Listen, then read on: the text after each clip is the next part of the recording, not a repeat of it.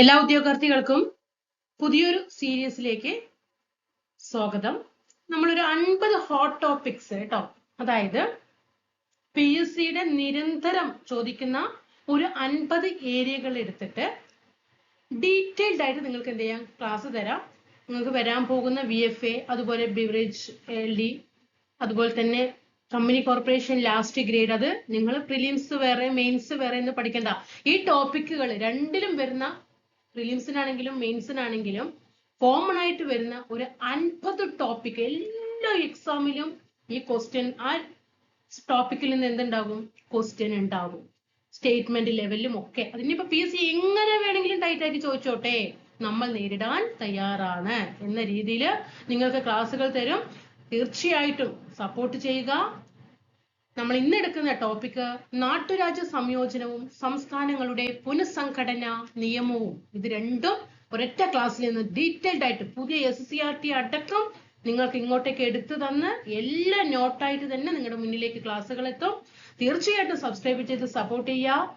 നമ്മുടെ ടെലിഗ്രാം ഗ്രൂപ്പിൽ ഒന്ന് അംഗമാവുക. അതുപോലെ ലൈക്ക് ചെയ്യുക. താഴെ നിങ്ങളുടെ വിലയേറിയ കമന്റുകൾ പ്രതീക്ഷിക്കുന്നു. ക്ലാസ്സിലേക്ക് കടക്കാം. അപ്പൊ ഇന്ന് നമ്മൾ എടുക്കുന്ന ടോപ്പിക് ഏതാണെന്ന് പറഞ്ഞാൽ നാട്ടുരാജ്യ സംയോജനവും സംസ്ഥാന പുനഃസംഘടനാ നിയമവും. ഓക്കെ ആണോ? അപ്പോ നോട്ടുണ്ട് കേട്ടോ, അപ്പുറത്തെ നോട്ടുണ്ട്. അത് അങ്ങനെയാണ് ക്ലാസ് എന്ന് പറഞ്ഞിട്ട് വേഗം എസ്കേപ്പ് ചെയ്ത് പോണ്ട.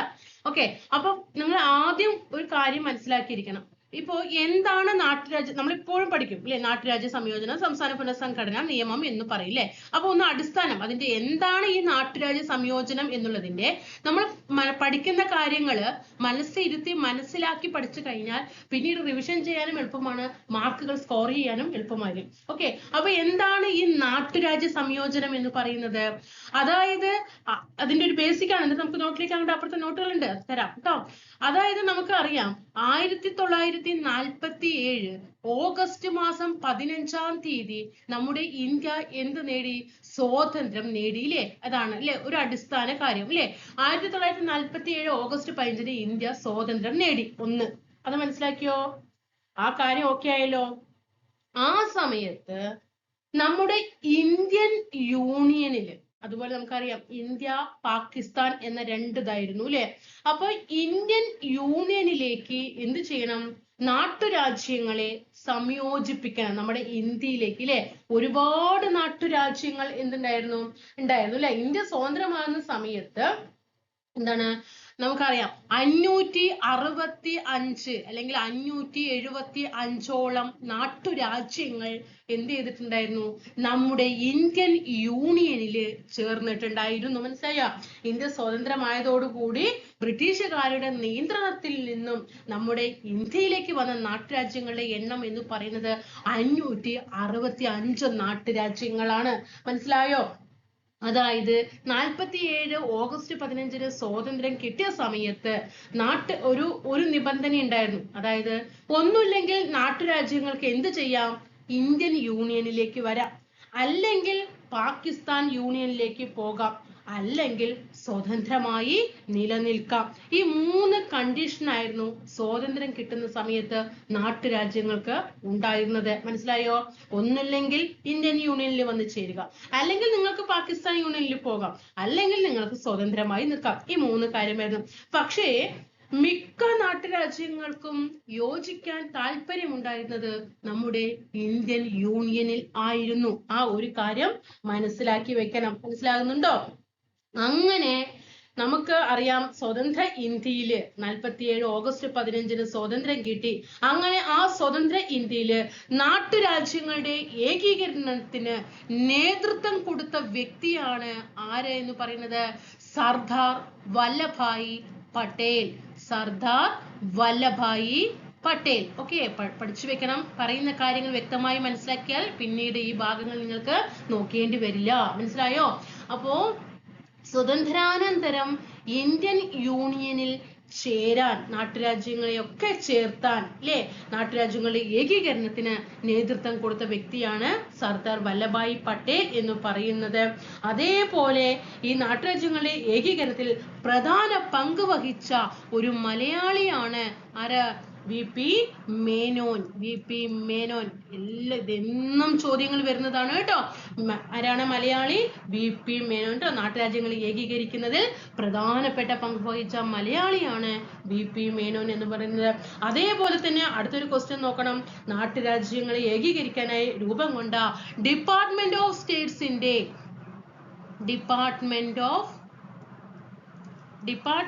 സ്റ്റേറ്റ്സിന്റെ തലവനായിരുന്ന മലയാളിയും ആരായിരുന്നു? VP മേനോൻ തന്നെ ആയിരുന്നു കേട്ടോ. മനസ്സിലായോ? അങ്ങനെ നമ്മുടെ ഈ ഇത്രയും നാട്ടുരാജ്യങ്ങളെ എല്ലാം ഇന്ത്യൻ യൂണിയനിലേക്ക് ലയിപ്പിക്കുന്ന പ്രക്രിയയെ പറയുന്ന പേരാണ് ലയന കരാർ എന്ന് പറയുന്നത്. മനസ്സിലാകുന്നുണ്ടോ?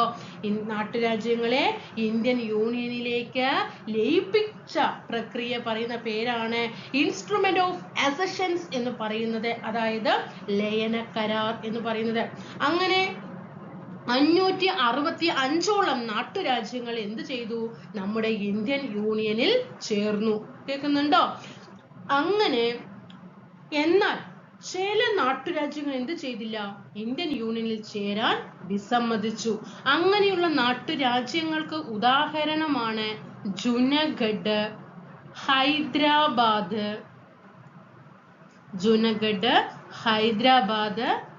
കാശ്മീർ, അതുപോലെ മണിപ്പൂര്. 4 പഠിച്ചു വെക്കണം കേട്ടോ. ജുനഗഡ്, ഹൈദരാബാദ്, കാശ്മീർ, മണിപ്പൂര്. ഓക്കെ, അങ്ങനെ നമുക്ക് ഈ കാശ്മീരും ജുനഗഡും ഹൈദരാബാദും മണിപ്പൂരും ഒക്കെ പിന്നീട് എന്ത് ചെയ്യാണ്? നമ്മുടെ ഇന്ത്യൻ യൂണിയനിൽ വന്ന് ചേർന്നു. എങ്ങനെ എന്ന് ചോദിച്ചാൽ, ജുനഗഡ് നമ്മുടെ ഇന്ത്യൻ യൂണിയനിൽ ലയിപ്പിച്ച രീതി എങ്ങനെയാണ്? പ്രീവിയസ് ക്വസ്റ്റ്യൻ ആണ്. ജനഹിത പരിശോധനയിലൂടെയാണ്. ഈ ജ എന്ന് കണക്ട് ചെയ്യാട്ടോ. ജുനഗഡ് എങ്ങനെയാണ് നമ്മുടെ ഇന്ത്യൻ യൂണിയനിലേക്ക് യോജിപ്പിച്ചത്? ജനഹിത പരിശോധനയിലൂടെയാണ്. എപ്പോഴാണ് നമ്മുടെ ഇന്ത്യൻ യൂണിയനിൽ ചേർന്നത്? 47 ഓഗസ്റ്റ് 15 സ്വാതന്ത്ര്യം കിട്ടി ഇല്ലേ? അതൊക്കെ കഴിഞ്ഞ് 1948 ഫെബ്രുവരി മാസമാണ് ജുനഗഡ് നമ്മുടെ ഇന്ത്യൻ യൂണിയനിൽ ചേർന്നത് കേട്ടോ. എന്നാൽ നമ്മുടെ കാശ്മീര്, ഓക്കെ, ഈ കാശ്മീർ എന്ത് ചെയ്തു? നമുക്ക് പിന്നീട് ഏതൊക്കെയുണ്ട്? കാശ്മീർ ഉണ്ട്, ഹൈദരാബാദ് ഉണ്ട്, മണിപ്പൂർ ഉണ്ട് അല്ലെ? അങ്ങനെ പിന്നീട് കാശ്മീര് 1947 ഒക്ടോബർ മാസം 26-ാം തീയതി രാജാ ഹരിസിംഗ് എന്ന രാജാവ് എന്ത് ചെയ്തു? ഇന്ത്യൻ യൂണിയനിൽ ചേരാൻ ഒപ്പിട്ട് കൊടുത്തു. മനസ്സിലായി? 47 ഓഗസ്റ്റ് കഴിഞ്ഞ് സെപ്റ്റംബർ, ഒക്ടോബർ 2 മാസം കഴിഞ്ഞ ശേഷമാണ് കാശ്മീർ എന്ത് ചെയ്യുന്നത്? ഇന്ത്യൻ യൂണിയനിൽ അംഗമായി. അന്ന് ഒപ്പുവെച്ച നാട്ടുരാജ്യങ്ങളിലെ രാജാവായിരുന്നു രാജാ ഹരിസിംഗ്. ജുനഗഡ് ഇപ്പോ പിന്നീട് അടുത്ത ഒരു വർഷം കഴിഞ്ഞു അല്ലെ? 48 ഫെബ്രുവരിയിലാണ് ജനഹിത പരിശോധനയിലൂടെ ജുനഗഡ് എന്ത് ചെയ്യുന്നത്? ഇന്ത്യൻ യൂണിയനിൽ ജോയിൻ ചെയ്യുന്നത്.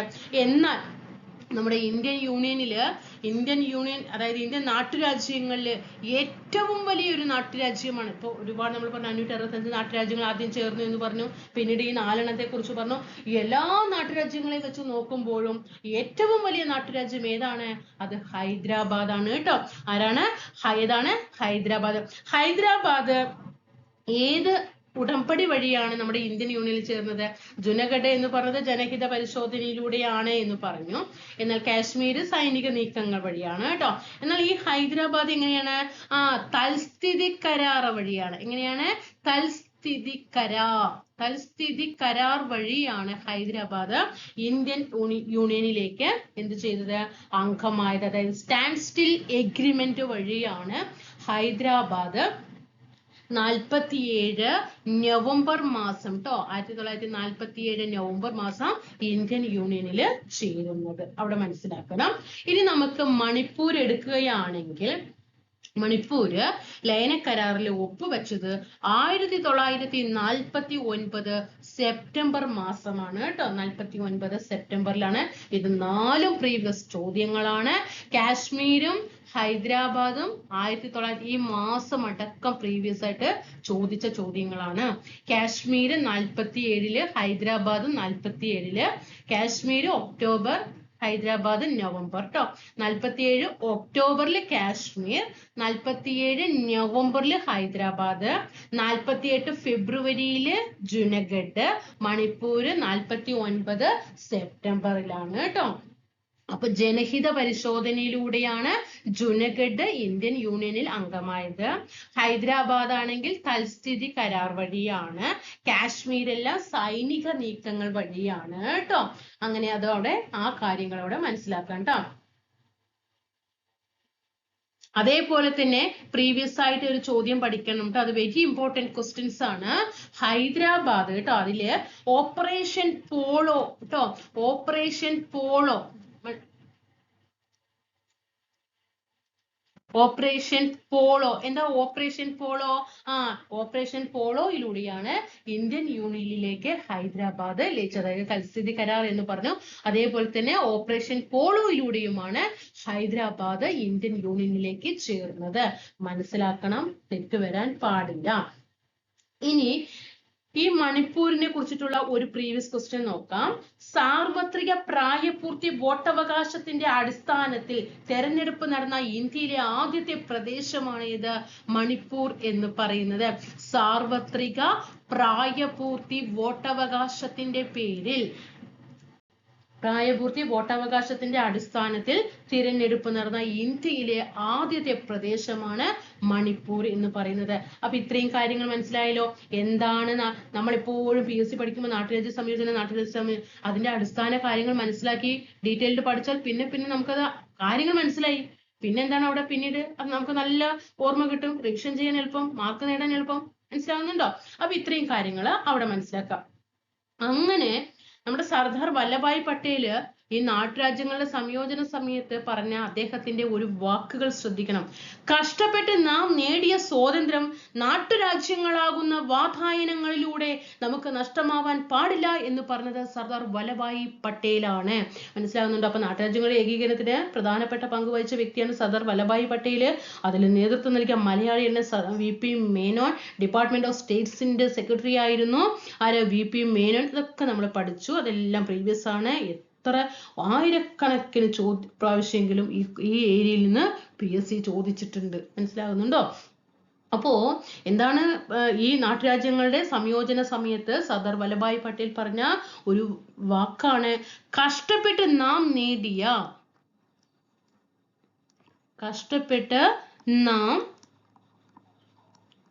നേടിയ സ്വാതന്ത്ര്യം കേട്ടോ. ഞാൻ ഒന്ന് പറഞ്ഞു തരാം, ശ്രദ്ധിച്ചാൽ മതി.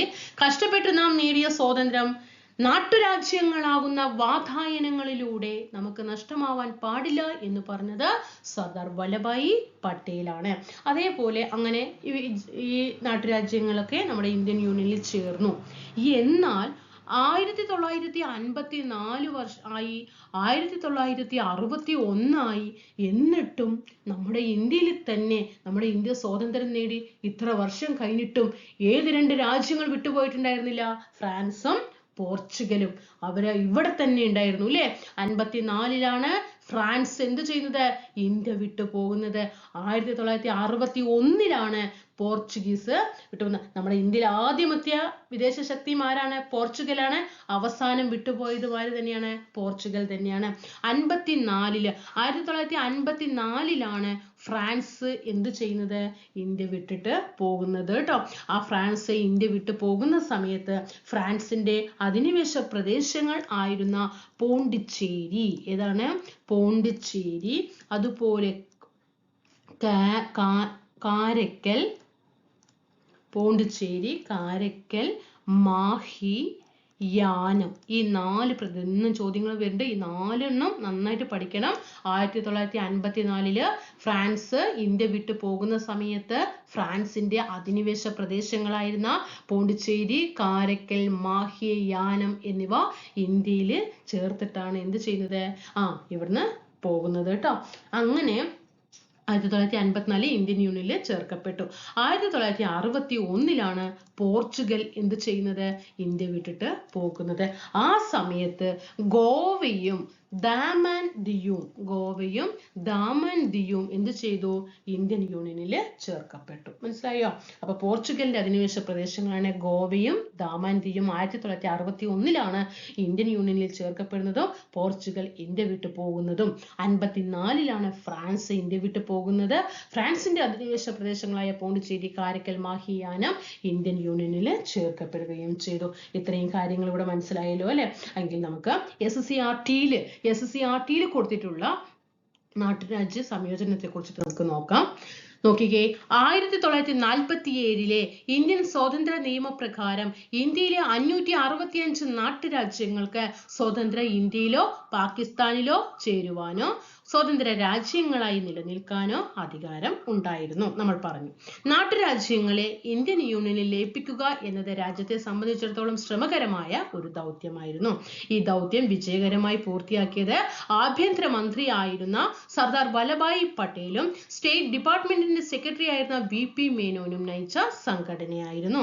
ലയന കരാറിൽ ഇൻസ്ട്രുമെന്റ് ഓഫ് അസഷൻ ഒപ്പുവെച്ച് ഇന്ത്യൻ യൂണിയനിൽ ചേരാൻ അവർ എല്ലാ നാട്ടുരാജ്യങ്ങളെയും ക്ഷണിച്ചു. അതായത് ഈ 565 നാട്ടുരാജ്യങ്ങൾ എന്ത് ചെയ്തു? അങ്ങനെ ലയനക്കരാർ വഴി ഇന്ത്യൻ യൂണിയനിൽ ചേരാൻ എല്ലാ നാട്ടുരാജ്യങ്ങളെയും ക്ഷണിച്ചു. അങ്ങനെ ജുനഗഡും കാശ്മീരും തിരുവിതാംകൂർ, ഹൈദരാബാദ് എന്നീ നാട്ടുരാജ്യങ്ങളിലെ ഭരണാധികാരികൾ ഇന്ത്യൻ യൂണിയനിൽ ചേരാൻ വിസമ്മതിച്ചു. കൂടെ മണിപ്പൂരും ഉണ്ട് കേട്ടോ. അപ്പൊ തിരുവിതാംകൂർ ഉണ്ട്. തിരുവിതാംകൂർ അന്ന് പറഞ്ഞത് എന്താ? ഞങ്ങൾ സ്വതന്ത്രം രാഷ്ട്രം, അതായത് ഇപ്പോ ഇവിടെ ഒരു 3 നിയമമുണ്ട് അല്ലെ? ഒന്നില്ലെങ്കിൽ ഇന്ത്യയിലേക്ക് പോകാം, അല്ലെങ്കിൽ പാകിസ്ഥാനിലേക്ക് പോകാം, അല്ലെങ്കിൽ സ്വതന്ത്ര രാജ്യമായിട്ട് നിലനിൽക്കാൻ പറഞ്ഞു. പക്ഷെ അന്ന് ഈ തിരുവിതാംകൂർ പറഞ്ഞത് എന്താണെന്നറിയോ? ഞങ്ങൾ സ്വതന്ത്ര രാഷ്ട്രമായിട്ട് രാജ്യമായിട്ട് നിൽക്കാം എന്നാണ് അന്ന് പറഞ്ഞിട്ടുണ്ടായിരുന്നത്. എന്നാൽ ഈ നാട്ടുരാജ്യങ്ങളെ അനുരഞ്ജന ചർച്ചകളിലൂടെയും സൈനിക നടപടികളിലൂടെയുമാണ് പിന്നീട് ഇന്ത്യൻ യൂണിയനിൽ ലയിപ്പിച്ചത്. അങ്ങനെ ഫ്രഞ്ച്, പോർച്ചുഗീസ് അധിനിവേശ പ്രദേശങ്ങളുടെ മോചനം നോക്കിക്കേ. 1947 ഇന്ത്യ ബ്രിട്ടീഷുകാരിൽ നിന്ന് സ്വതന്ത്രമായതിനു ശേഷവും രാജ്യത്തെ ചില പ്രദേശങ്ങൾ വിദേശ ശക്തികളായ പോർച്ചുഗീസുകാരുടെയും ഫ്രഞ്ചുകാരുടെയും അധീനതയിലായിരുന്നു. ഇതിനെതിരെ അതത് പ്രദേശങ്ങളിൽ ജനകീയ സമരങ്ങൾ ശക്തമായി. നമ്മൾ പറഞ്ഞു ആരൊക്കെയാണ്? ഫ്രാൻസും പോർച്ചുഗലും അപ്പോഴും ഇവിടെ ഉണ്ടായിരുന്നു. ഇന്ത്യ ഗവൺമെന്റിന്റെ അഭ്യർത്ഥന മാനിച്ച് ഫ്രാൻസ് 1954 ഇന്ത്യ വിട്ടുപോകാൻ തയ്യാറായി. പോണ്ടിച്ചേരി, മാഹി, യാനം, കാരക്കൽ, ചന്ദ്രനഗർ, ഇതും കൂടി ഒന്ന് നോക്കണം കേട്ടോ. SCERT-യിലുള്ളതാണ്, പുതിയ SCERT-യിൽ കേട്ടോ. പോണ്ടിച്ചേരി, മാഹി, യാനം, കാരക്കൽ, ചന്ദ്രനഗർ എന്നീ ഫ്രഞ്ച് അധിനിവേശ പ്രദേശങ്ങൾ കേന്ദ്ര ഗവൺമെന്റിന്റെ നേരിട്ടുള്ള ഭരണത്തിന് കീഴിലാവുകയും ചെയ്തു. പോർച്ചുഗീസുകാർ ഇന്ത്യയിലെ തങ്ങളുടെ അധീനതയിലുണ്ടായിരുന്ന ഗോവയും ദാമൻ ദിയു എന്നീ പ്രദേശങ്ങൾ വിട്ടു നൽകാൻ വിസമ്മതിച്ചു. 1954 പോർച്ചുഗൽ എന്ത് ചെയ്തു? വിസമ്മതിക്കുകയാണ് ചെയ്തത്. പക്ഷെ പിന്നീട് എന്ത് ചെയ്യുന്നത്? ഇതിലാകുന്നുണ്ട്. 54 ജനകീയ സമരത്തെ തുടർന്ന് ദാദ്ര നഗർ ഹവേലി പ്രദേശങ്ങളിലെ പോർച്ചുഗീസ് ആധിപത്യം അവസാനിച്ചു. തുടർന്ന് സൈനിക നടപടിയിലൂടെ ശ്രദ്ധിക്കണം, ഗോവയും ദാമൻ ദിയു എന്നീ പ്രദേശങ്ങൾ മോചിപ്പിക്കപ്പെടുകയും അവയെ ഇന്ത്യൻ യൂണിയനിൽ ലയിപ്പിക്കുകയും ചെയ്തു. കണ്ടോ? അപ്പൊ ഇവിടെ എന്തായി? നമ്മൾ നാട്ടുരാജ്യ സംയോജനം എന്നുള്ളത് വ്യക്തമായിട്ട് ഇവിടെ പഠിച്ചിട്ടുണ്ട്. ഇനി നമുക്ക് നോക്കേണ്ടത് ഭാഷാടിസ്ഥാനത്തിലുള്ള സംസ്ഥാനങ്ങളുടെ പുനഃസംഘടനയാണ്. അപ്പൊ ഈ ഭാഷാടിസ്ഥാനത്തിലുള്ള സംസ്ഥാനങ്ങളുടെ പുനഃസംഘടന പറഞ്ഞപ്പോൾ ഓരോരോ സംസ്ഥാനങ്ങൾ അല്ലെ? ഓരോരോ സംസ്ഥാനങ്ങളും എന്ത് ചെയ്യണം? അവിടെ ഏതാണോ സംസാരിക്കുന്ന ഭാഷ ആ ഭാഷയെ അടിസ്ഥാനമാക്കിയിട്ട് സംസ്ഥാനം രൂപീകരിക്കുക. ഇപ്പൊ കേരളം, മലയാളം സംസാരിക്കുന്നവർക്ക് വേണ്ടിയിട്ട് എന്താണ്? കേരളം രൂപീകരിച്ചു. അങ്ങനെ ഓരോരോ ഭാഷയ്ക്ക് അനുസൃതമായി ജില്ലകൾ രൂപീകരിക്കണം എന്ന്. അപ്പൊ അത് എപ്പോ തുടക്കം ഇട്ടു? ഭാഷാടിസ്ഥാനത്തിൽ സംസ്ഥാന കോൺഗ്രസ് കമ്മിറ്റികൾ രൂപീകരിക്കാൻ 1920 തുടങ്ങി കേട്ടോ. 1920 തന്നെ ഏത് സമ്മേളനമാണ്? ഇന്ത്യൻ നാഷണൽ കോൺഗ്രസിന്റെ നാഗ്പൂർ സമ്മേളനത്തിൽ വെച്ച് തന്നെ തുടങ്ങി ഇത് ഭാഷാടിസ്ഥാനത്തിൽ സംസ്ഥാനങ്ങൾ രൂപീകരിക്കണം എന്ന് കേട്ടോ. അങ്ങനെ തെലുങ്ക് സംസാരിക്കുന്നവർക്ക് വേണ്ടിയിട്ട് ഒരു ആന്ധ്രാപ്രദേശ് സംസ്ഥാനം അല്ലെ, ആന്ധ്ര സംസ്ഥാനം രൂപീകരിക്കണം എന്ന ആവശ്യമായിട്ടാണ് ആര് നിരാഹാരം അനുഷ്ഠിക്കുന്നത്? പോറ്റി ശ്രീരാമലു അല്ലെ? നമുക്ക് പ്രീവിയസ് ചോദ്യങ്ങളാണ്. അങ്ങനെയാണ് ഏത് സംസാരിക്കുന്നത്? തെലുങ്ക് കേട്ടോ. തെലുങ്ക് സംസാരിക്കുന്നവർക്കായിട്ട് ആന്ധ്ര സംസ്ഥാനം രൂപീകരിക്കുക എന്ന ആവശ്യമായിട്ട് നിരാഹാര സമരം നടത്തിയ വ്യക്തിയാണ് ആര്? പോറ്റി ശ്രീരാമലു എന്ന് പറയുന്നത്. അങ്ങനെ എത്ര ദിവസത്തെ നിരാഹാര സമരമായിരുന്നു അദ്ദേഹം നടത്തിയിട്ടുണ്ടായിരുന്നത്? 58 ദിവസത്തെ കേട്ടോ. 58 ദിവസത്തെ നിരാഹാര സമരം നടത്തി. അങ്ങനെ തെലുങ്ക് സംസാരിക്കുന്നവർക്ക് വേണ്ടിയിട്ട് 1953 എന്ത് ചെയ്തിട്ടുണ്ടായിരുന്നു? പ്രീവിയസ് ചോദ്യമാണ് ഇത്. PQ ആണ്. ഒരു പ്രാവശ്യമല്ല, ഒന്നിലധികം തവണ ചോദിച്ച ക്വസ്റ്റ്യൻ ആണ്. 1953 ആന്ധ്ര സംസ്ഥാനം രൂപീകൃതമാകുന്നത്. അങ്ങനെ ഭാഷയുടെ അടിസ്ഥാനത്തിൽ സംസ്ഥാനങ്ങളെ പുനഃസംഘടിപ്പിക്കാൻ വേണ്ടിയിട്ട് ഒരു കമ്മീഷൻ രൂപീകരിച്ചു. അങ്ങനെ കുറച്ചുപേര് ചേർന്ന് ഇങ്ങനെ സംസ്ഥാനം രൂപീകരിക്കാൻ നടക്കില്ല അല്ലെ. അതിന് എന്ത് വേണം? ഒരു കമ്മീഷൻ വേണം. അങ്ങനെ സംസ്ഥാനങ്ങളെ അതാത് ഭാഷകൾ സംസാരിക്കുന്നവർക്ക് വേണ്ടിയിട്ട് പുനഃസംഘടിപ്പിക്കുന്നതിന് വേണ്ടിയിട്ട് ഒരു കമ്മീഷൻ വന്നു. ആ കമ്മീഷന്റെ പേരാണ് സംസ്ഥാന പുനഃസംഘടന കമ്മീഷൻ ട്ടോ. സംസ്ഥാന പുനഃസംഘടനാ കമ്മീഷൻ നിലവിൽ വന്നത് 1953 തന്നെയാണ് കേട്ടോ. ആന്ധ്ര സംസ്ഥാനം രൂപീകരിച്ച അതേ വർഷം തന്നെയാണ് സംസ്ഥാന പുനഃസംഘടനാ കമ്മീഷൻ 1953 നിലവിൽ വരുന്നത്. കമ്മീഷൻ 53-ലും 1956 നിയമവും നിലവിൽ വരുന്നത് കേട്ടോ. കമ്മീഷൻ വന്നിട്ടാണ് നിയമം വരുന്നത്. അവിടെ തെറ്റാൻ പാടില്ല. ആദ്യം നിയമമാണോ ആദ്യം കമ്മീഷനാണോ എന്ന് തെറ്റാൻ പാടില്ല. 1956 നിയമമാണ് നിലവിൽ വരുന്നത്. 1956 നിയമം വന്നു, 1953 കമ്മീഷനും വന്നു കേട്ടോ. സംസ്ഥാന പുനഃസംഘടനാ കമ്മീഷന്റെ അധ്യക്ഷൻ ആരായിരുന്നു? ആ കമ്മീഷന്റെ അധ്യക്ഷൻ? ഫസൽ അലിയാണ് അല്ലെ. കമ്മീഷന്റെ അധ്യക്ഷൻ ഫസൽ അലിയാണ്. കമ്മീഷനിലെ അംഗങ്ങൾ ആരൊക്കെയായിരുന്നു? HN കുൻസ്രുവും KM പണിക്കരുമായിരുന്നു കേട്ടോ. ആരൊക്കെയാണ് സംസ്ഥാന പുനഃസംഘടനാ കമ്മീഷന്റെ അധ്യക്ഷൻ? ഫസൽ അലിയാണ്. അതിലുണ്ടായിരുന്ന അംഗങ്ങളാണ് HN കുൻസ്രുവും KM പണിക്കരും. KM പണിക്കർ മലയാളിയായിരുന്നു. ചോദ്യം പ്രീവിയസ് ആണ്. സംസ്ഥാന പുനഃസംഘടനാ കമ്മീഷനിലെ മലയാളിയായ അംഗം ആരെ എന്ന് ചോദിക്കും. KM പണിക്കരാണ്. അങ്ങനെ സംസ്ഥാനങ്ങളുടെ അതിർത്തി, ഭാഷ ഇതിന്റെ അടിസ്ഥാനത്തിൽ കമ്മീഷൻ എന്ത് ചെയ്തു? ഓരോ ശുപാർശകളൊക്കെ വെച്ചു. അങ്ങനെ ഈ സമിതിയുടെ റിപ്പോർട്ടിന്റെ അടിസ്ഥാനത്തിൽ സംസ്ഥാന പുനഃസംഘടനാ നിയമം 1956 പാസാക്കി. അങ്ങനെ 14 സംസ്ഥാനങ്ങളും 6 കേന്ദ്രഭരണ പ്രദേശങ്ങളും നിലവിൽ വന്നു. പിന്നീടാണ് മഹാരാഷ്ട്ര, ഗുജറാത്ത് സംസ്ഥാനങ്ങളൊക്കെ 1906 എപ്പോഴാ വരുന്നത്? 60-ലാണ് കേട്ടോ വരുന്നത്. അത് ഒരിക്കൽ പ്രീവിയസ് ചോദിച്ചതാണ്. ഇപ്പോ 1956 നിയമം വന്നു എന്ന് പറഞ്ഞില്ലേ? ആ 1956 നിയമം അനുസരിച്ചിട്ട് എത്ര സംസ്ഥാനങ്ങളാണ് വന്നത്? 14 സംസ്ഥാനങ്ങളും 6 കേന്ദ്രഭരണ പ്രദേശങ്ങളുമാണ് അന്ന് വന്നത് കേട്ടോ. 1956 സംസ്ഥാന പുനഃസംഘടനാ നിയമം നിലവിൽ വരുമ്പോൾ പ്രീവിയസ് ചോദ്യമാണ്. എത്ര സംസ്ഥാനങ്ങളാണ്? 14 സംസ്ഥാനങ്ങൾ. എത്ര കേന്ദ്രഭരണ പ്രദേശം? 6. ഇന്ന് എത്ര സംസ്ഥാനമാണ്? ഇതിന്റെ ഇരട്ടിയായില്ലേ? 28 സംസ്ഥാനങ്ങൾ വന്നു, 8 കേന്ദ്രഭരണ പ്രദേശങ്ങളുമാണ്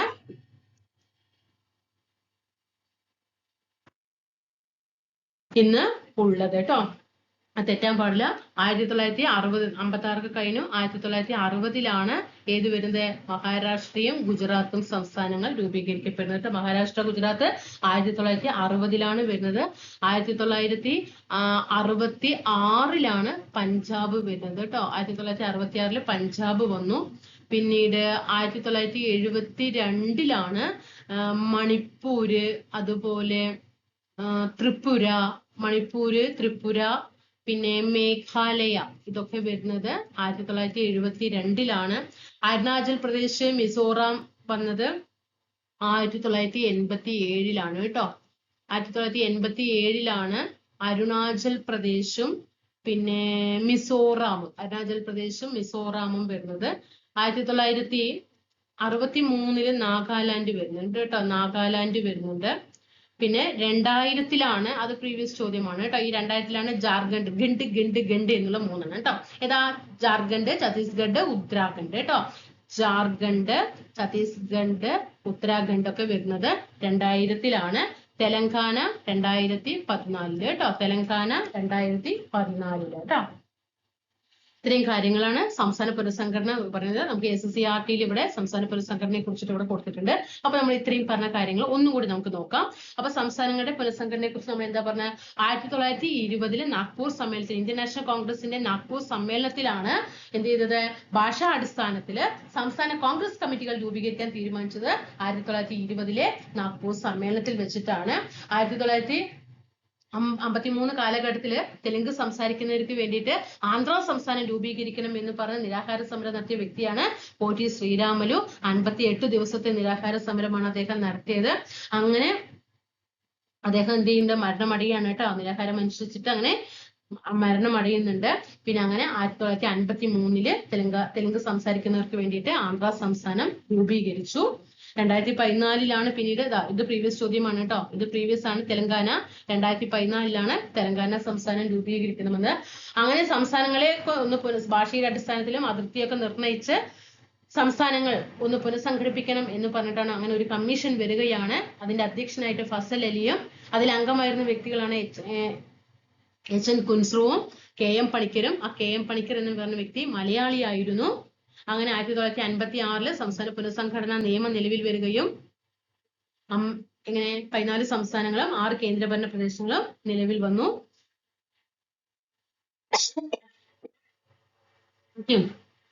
പിന്നെ എന്തൊക്കെയാണ് നമ്മൾ പറഞ്ഞത്? 1960 മഹാരാഷ്ട്രയും ഗുജറാത്തും വരുന്നത് കേട്ടോ. 1960 മഹാരാഷ്ട്ര ഗുജറാത്ത് സംസ്ഥാനം വന്നു. 66 പഞ്ചാബ് വന്നു. 72 ഏതൊക്കെയാണ്? മണിപ്പൂരും ത്രിപുരയും മേഘാലയയും വന്നു. 87 അരുണാചൽ പ്രദേശ് മിസോറാം. 63 നാഗാലാൻഡ്. 2000 ഛത്തീസ്ഗഡ് ജാർഖണ്ഡ് ഉത്തരാഖണ്ഡ്. 2014 തെലങ്കാന സംസ്ഥാനം രൂപീകൃതമായി. ഇവിടെ നോക്കാം നമുക്ക്. ജനങ്ങളെ കൂടുതൽ അടുപ്പിക്കുന്നതിനായിട്ട് ഇന്റർനാഷണൽ കോൺഗ്രസ് മാതൃഭാഷയ്ക്ക് ഊന്നൽ നൽകിയിട്ടാണ് ആശയങ്ങൾ പ്രചരിപ്പിച്ചത്. 1920 നാഗ്പൂർ കോൺഗ്രസ് സമ്മേളനത്തിൽ വെച്ച് ഭാഷാടിസ്ഥാനത്തിൽ കോൺഗ്രസ് കമ്മിറ്റികൾ രൂപീകരിക്കാൻ തീരുമാനിച്ചു. സംസ്ഥാനങ്ങളെ ഭാഷയുടെ അടിസ്ഥാനത്തിൽ പുനഃസംഘടിപ്പിക്കുന്നതുമായി ബന്ധപ്പെട്ട പ്രധാനപ്പെട്ട ഘട്ടങ്ങൾ എന്തൊക്കെയായിരുന്നു? സംസ്ഥാന പുനഃസംഘടനയെ പറ്റി പഠിക്കാൻ SK ധർ അധ്യക്ഷനായി 48 ഒരു ഭാഷാ പ്രവിശ്യ കമ്മീഷനെ ഭരണഘടനാ നിർമ്മാണ സമിതി നിയമിച്ചു. ഓക്കെ, അപ്പൊ നമ്മൾ പറഞ്ഞു ഒരു പുനഃസംഘടനാ കമ്മീഷൻ 53 വന്നു പറഞ്ഞു. ആ കമ്മീഷനെ നമ്മൾ തീരുമാനിക്കണം അധ്യക്ഷൻ ആരായിരിക്കണം, അതിലെ അംഗങ്ങൾ ആരായിരിക്കണം, നമുക്ക് കമ്മീഷൻ രൂപീകരിക്കണം, ഇതൊക്കെ ചർച്ച ചെയ്യാൻ ഒരു മേൽ കമ്മിറ്റി വേണമല്ലേ. അങ്ങനെയാണ് SK ധർ അധ്യക്ഷനായിക്കൊണ്ട് 48 ഒരു ഭാഷാ പ്രവിശ്യ കമ്മീഷനെ ഭരണഘടനാ നിർമ്മാണ സമിതി എന്ത് ചെയ്തത്? നിയമിച്ചത്. ഇത് ആണ് മുഴുവൻ ഞാൻ ഇത്രയും ഇപ്പൊ പറഞ്ഞ കാര്യങ്ങൾ മുഴുവൻ പ്രീവിയസ് ചോദ്യങ്ങളാണ് കേട്ടോ, പഠിക്കണം. അങ്ങനെ ഭാഷാ സംസ്ഥാനങ്ങൾ വേണമെന്ന ശക്തമായ ആവശ്യത്തെ തുടർന്നിട്ട് എന്താ ചെയ്തോ പരിശോധിച്ച് റിപ്പോർട്ട് സമർപ്പിക്കുന്നതിനായി ജവഹർലാൽ നെഹ്റു, സർദാർ വല്ലഭായ് പട്ടേൽ, പട്ടാഭി സീതാരാമയ്യ എന്നിവർ ഉൾപ്പെടുന്ന JVP കമ്മിറ്റിയെ 48 ഇന്ത്യൻ നാഷണൽ കോൺഗ്രസ് നിയോഗിച്ചു. അപ്പൊ ഫസ്റ്റ് വന്ന കമ്മിറ്റി ഏതാണ്? 1948 SK ധർ അധ്യക്ഷനായിട്ട് സംസ്ഥാന പുനഃസംഘടനയെ പറ്റി പഠിക്കാൻ ഭാഷാ പ്രവിശ്യ കമ്മീഷനെ ആരാണ് നിയമിക്കുന്നത്? ഇവിടെ ഇതൊരു പോയിന്റ് ശ്രദ്ധിക്കണം. ഭരണഘടനാ നിർമ്മാണ സമിതിയാണ് കേട്ടോ. ഭരണഘടനാ നിർമ്മാണ സമിതിയാണ് 1948 SK ധർ കമ്മീഷനെ നിയമിക്കുന്നത്. അതിന്റെ അധ്യക്ഷനായിരുന്നു SK ധർ. ഓക്കെ, ഇനി ഇവിടെ ഭരണഘടനാ നിർമ്മാണ സമിതി ആണെങ്കിൽ ഇവിടെ എന്താണ്? ഇന്ത്യൻ നാഷണൽ കോൺഗ്രസ് ആണ് കേട്ടോ. ഇവിടെ ഭരണഘടനാ നിർമ്മാണ സമിതിയാണ് SK ധർ കമ്മിറ്റിയെ അധ്യക്ഷനായിട്ടുള്ള കമ്മിറ്റിയെ നിയമിക്കുന്നതെങ്കിൽ ഇവിടെ ഇന്ത്യൻ നാഷണൽ കോൺഗ്രസ് ആണ് 1948 JVP കമ്മിറ്റിയെ നിയമിക്കുന്നത് കേട്ടോ. JVP committee Jawaharlal Nehru, Sardar Vallabhbhai Patel, PR Pattabhi Sitaramayya. സംസ്ഥാന പുനഃസംഘടനയെ പറ്റി പഠിക്കാൻ SK ധർ അധ്യക്ഷനായി 48 ഒരു ഭാഷാ പ്രവിശ്യ കമ്മീഷനെ ഭരണഘടനാ നിർമ്മാണ സമിതി നിയമിച്ചു. ഭാഷാ സംസ്ഥാനങ്ങൾ വേണമെന്ന ശക്തമായ ആവശ്യത്തെ പരിശോധിച്ച് റിപ്പോർട്ട് സമർപ്പിക്കുന്നതിനായിട്ട് എന്ത് ചെയ്തു? സർദാർ വല്ലഭായ് പട്ടേൽ, പട്ടാഭി സീതാരാമയ്യ എന്നിവർ ഉൾപ്പെടുന്ന JVP committee 48 Indian national Congress നിയോഗിച്ചു. തെലുങ്ക് ഭാഷ സംസാരിക്കുന്നവർക്ക് പ്രത്യേക ആന്ധ്ര സംസ്ഥാനം വേണമെന്ന ആവശ്യം ഉയർന്നു വരികയും 52 ഈ ആവശ്യം ഉന്നയിച്ച് പോറ്റി ശ്രീരാമലു നിരാഹാര സമരം ചെയ്ത് മരണം വരികയും ചെയ്തു. 53 ഒക്ടോബർ 1 ആന്ധ്ര സംസ്ഥാനം നിലവിൽ വരികയും ചെയ്തു കേട്ടോ. 52 അദ്ദേഹം നിരാഹാരം തുടങ്ങി, അദ്ദേഹം മരിച്ചു. പിന്നീട് 53 ഒക്ടോബർ 1 ആന്ധ്ര സംസ്ഥാനം നിലവിൽ വന്നു. ജസ്റ്റിസ് ഫസൽ അലിയുടെ നേതൃത്വത്തിൽ സർദാർ KM പണിക്കർ, HN കുൻസ്രു എന്നിവരെ ഉൾപ്പെടുത്തി സംസ്ഥാന പുനഃസംഘടനാ കമ്മീഷനെ 53 കേന്ദ്ര സർക്കാർ നിയോഗിച്ചു. 56 സംസ്ഥാന പുനഃസംഘടനാ ബില്ല് പാർലമെന്റ് പാസാക്കിയ അതിന്റെ അടിസ്ഥാനത്തിൽ 56 നവംബർ 1 14 ഭാഷാ സംസ്ഥാനങ്ങളും 6 കേന്ദ്രഭരണ പ്രദേശങ്ങളും രൂപീകൃതമായി. ഇന്ന് 28 സംസ്ഥാനങ്ങളും 8 കേന്ദ്രഭരണ പ്രദേശങ്ങളുമാണ് ഇന്നുള്ളത് കേട്ടോ. ഇവിടെ നമ്മൾ ശ്രദ്ധിക്കേണ്ടത് ഫസൽ അലിയുടെ നേതൃത്വത്തിൽ സർദാർ KM പണിക്കർ, HN കുൻസ്രു എന്നിവരെ ഉൾപ്പെടുത്തിയിട്ടാണ് എന്ത് ചെയ്തത്? കമ്മീഷനെ 53 സർക്കാർ നിയോഗിച്ചത്. അതിലെ മലയാളിയായിരുന്നു KM പണിക്കർ എന്ന് പറയുന്നത് കേട്ടോ. ഓക്കെ, അപ്പൊ ഇത്രയും കാര്യങ്ങൾ വ്യക്തമായിട്ടും കാര്യങ്ങൾ നിങ്ങൾക്ക് മനസ്സിലായിട്ടുണ്ടാവും. എന്താണ് നാട്ടുരാജ്യങ്ങളുടെ സംയോജനം എന്നും എന്താണ് സംസ്ഥാന പുനഃസംഘടനാ നിയമം, പുനഃസംഘടനാ commission, SK Dhar commission, JVP committee, ഇതൊക്കെ നമ്മൾ പഠിച്ചു. സംസ്ഥാനങ്ങളൊക്കെ രൂപീകൃതമായ വർഷങ്ങൾ പഠിച്ചു ഡീറ്റെയിൽഡ് ആയിട്ട്. കംപ്ലീറ്റ് ആക്കി തന്നിട്ടുണ്ട്. നാട്ടുരാജ്യ സംയോജനവും സംസ്ഥാന പുനഃസംഘടനാ നിയമവും. ഓക്കെ, 2 മാർക്കാണ് കേട്ടോ. ഈ ഒരു ക്ലാസ്സിൽ നിങ്ങൾക്ക് കിട്ടുന്നത് 2 മാർക്കാണ്. രണ്ടിനും എന്നും ചോദ്യങ്ങൾ ഉണ്ടാകും. അപ്പൊ ഈ ഒരു അരമണിക്കൂർ കൊണ്ട് 2 മാർക്ക് കേട്ടോ. അപ്പൊ ഇനി ബാക്കിയുള്ള 98 മാർക്കിലേക്ക് നമുക്ക് പോകണ്ടേ. 50 ടോപ്പിക്സ്, ഇമ്പോർട്ടന്റ് ആയിട്ടുള്ള 50 ടോപ്പിക്സ് ആണ്. അതായത് നിങ്ങൾക്ക് 100-ൽ 50 മാർക്ക് വാങ്ങിക്കേണ്ടത് കേട്ടോ. അപ്പൊ അതിന്റെ സീരീസ് നിങ്ങൾ മനസ്സിലാക്കുക. ക്ലാസിന്റെ ഗൗരവം നിങ്ങൾ മനസ്സിലാക്കിക്കൊണ്ട് തന്നെ ഡെയിലി നിങ്ങൾ കൂടെ നന്നായിട്ട് സപ്പോർട്ട് ചെയ്യുക. ഡെയിലി നിങ്ങൾക്ക് ഇതേപോലെ ഹോട്ട് ടോപ്പിക്സ് ഉണ്ടാകും. SCRT ഒപ്പം വരുന്നുണ്ട്. ക്ലാസ് എടുത്തിട്ട് ക്വസ്റ്റ്യൻ ആൻസർ എന്ന രീതിയിലാണ്. ലെസൺ വായിച്ചു പോക്കല്ല, ക്വസ്റ്റ്യൻ ആൻസർ രീതിയിലാണ്. ഇന്ത്യൻ കോൺസ്റ്റിറ്റ്യൂഷൻ നമ്മൾ കഴിഞ്ഞു. ഇന്ത്യൻ കോൺസ്റ്റിറ്റ്യൂഷന്റെ പുതിയ SCRTയിലെ 5ാം ക്ലാസ് മുതൽ 10ാം ക്ലാസ് വരെ ക്വസ്റ്റ്യൻ ആൻസർ എന്ന രീതിയിൽ അരിച്ചു പെറുക്കി നിങ്ങളുടെ മുന്നിലേക്ക് എത്തിച്ചു തന്നിട്ടുണ്ട്. കേരള ജോഗ്രഫി എടുത്തു കഴിഞ്ഞു. കേരള ജോഗ്രഫിയും കംപ്ലീറ്റഡ് ആണ്. ബയോളജിയിൽ നിന്നും 13 ലെസൺ കംപ്ലീറ്റ് ആക്കിയിട്ടുണ്ട്. ഇപ്പോൾ നമ്മൾ ഇന്ത്യൻ ജോഗ്രഫിയിലേക്ക് കടന്നിരിക്കുകയാണ്. ഇന്ത്യൻ ജോഗ്രഫിയിൽ 2 ക്ലാസ് കഴിഞ്ഞു. 3ാമത്തെ ക്ലാസ്സിലേക്ക് നമുക്ക് ഈ ആഴ്ച തന്നെ ഇന്ത്യൻ ജോഗ്രഫി കംപ്ലീറ്റ് ചെയ്യേണ്ടതുണ്ട്. അപ്പൊ ഇന്ത്യൻ കോൺസ്റ്റിറ്റ്യൂഷൻ കഴിഞ്ഞു, കേരള ജോഗ്രഫി കഴിഞ്ഞു. ഇന്ത്യൻ ജോഗ്രഫിയിലേക്ക് നമ്മൾ അവസാനിപ്പിക്കാനായിട്ട് നിൽക്കുകയാണ്. അപ്പൊ കൂടെ നിന്ന് സപ്പോർട്ട് ചെയ്യുക. ഇംഗ്ലീഷും മലയാളവും 10, അതായത് നിങ്ങൾക്ക് ഇംഗ്ലീഷ് മലയാളം നിങ്ങൾക്ക് അറിയാലോ പ്രിലിംസിൽ എത്ര മാർക്കാണ്, ഡിഗ്രി ലെവൽ ആണെങ്കിലും ഒക്കെ മാർക്കുകൾ കൂടുതലാണ്. അതേപോലെ 20 മാർക്ക് അല്ലേ നമ്മൾ കോമൺ ആയിട്ട് LDക്ക് ഒക്കെ ആണെങ്കിൽ ബ്യൂറേജും BFA ഒക്കെ തയ്യാറെടുക്കുന്നവർക്കും ഡിഗ്രിക്കാർക്ക് വേണ്ടിയിട്ടും ഒക്കെ ഇംഗ്ലീഷും മലയാളത്തിനെയും അരിച്ചു പെറുക്കി പ്രീവിയസ് ക്വസ്റ്റ്യന്റെ ഒരു പെരുമഴ തന്നെ നിങ്ങളുടെ മുന്നിലേക്ക് എത്തിച്ചിട്ടുണ്ട്. ഇഷ്ടംപോലെ ക്ലാസ്സുകൾ നമ്മൾ ഇംഗ്ലീഷും മലയാളവും ചെയ്തു വെച്ചിട്ടുണ്ട്. ഇപ്പൊ അത് കണ്ടിന്യൂ ചെയ്ത് പോകുന്നുണ്ട്. കൂടെ നിന്ന് സപ്പോർട്ട് ചെയ്യാം. അടുത്ത ക്ലാസ്സിൽ കാണാൻ എല്ലാ കൂട്ടുകാർക്കും ഹൃദയത്തെ തൊട്ട് ഒരുപാട് നന്ദി അറിയിക്കുന്നു.